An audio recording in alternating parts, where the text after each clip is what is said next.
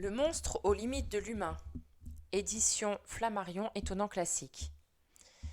Texte extrait de la bibliothèque d'Apollodore, l'hydre de Lerne et les juments anthropophages. Comme second travail, Eurysthée ordonna à Héraclès de tuer l'hydre de Lerne. Cette hydre, nourrie dans le marais de Lerne, sortait dans la plaine pour ravager les troupeaux et les pays. Elle avait un corps gigantesque et 9 têtes, dont 8 étaient mortelles, et la dernière, celle du milieu, immortelle. Héraclès monta donc sur un char, avec Iolaos pour cocher, et se rendit à Lerne. Il fit arrêter les chevaux, trouva l'hydre sur une sorte de colline, près des sources d'Amymonée, où elle avait son repère. En lui lançant des traits enflammés, il l'obligea à sortir, et, quand elle fut dehors, il la saisit et la tint solidement. Mais elle enlaça l'une de ses jambes et s'attacha à lui. Il avait beau abattre ses têtes à coups de massue, il n'arrivait à rien car pour chaque tête abattue, il en repoussait 2. Un crabe géant vint au secours de l'hydre et lui mordit le pied.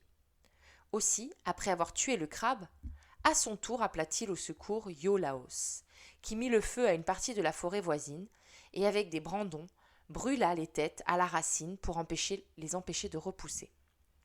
Quand de cette façon il fut venu à bout des têtes toujours renaissantes, il trancha la tête immortelle, l'enfouit sous terre et plaça par-dessus un lourd rocher en bordure de la route qui va de Lerne à Éléonte. Quant au corps de l'hydre, il le fendit pour tremper ses flèches dans son venin. Mais Eurysthée déclara qu'on ne devait pas compter cette épreuve au nombre des 10 travaux, parce que Héraclès n'était pas venu à bout de l'hydre tout seul, mais avec l'aide de Iolaos. Les juments anthropophages. Comme 8e travail, Eurysthée ordonna à Héraclès de ramener à Mycène les juments de Diomédès de Thrace. Diomédès était fils d'Arès et de Cyrénée, et roi des Bistones. Une peuplade thrace très belliqueuse, et il possédait des juments qui se nourrissaient de chair humaine. Héraclès prit donc la mer avec une troupe de volontaires, fit violence aux valets préposés aux mangeoires, et emmena les juments vers la mer.